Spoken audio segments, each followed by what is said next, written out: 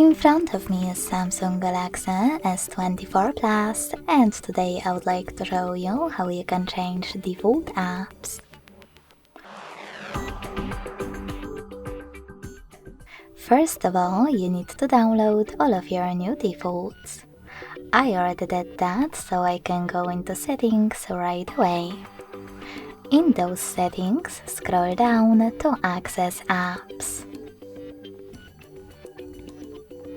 Then click on choose default apps at the top and click on one of those options to manage it. In my case, browser app.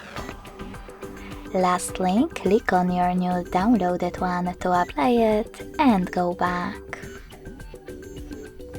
Thanks so much for watching. If you enjoyed this video, don't forget to leave a like, comment and subscribe. Bye!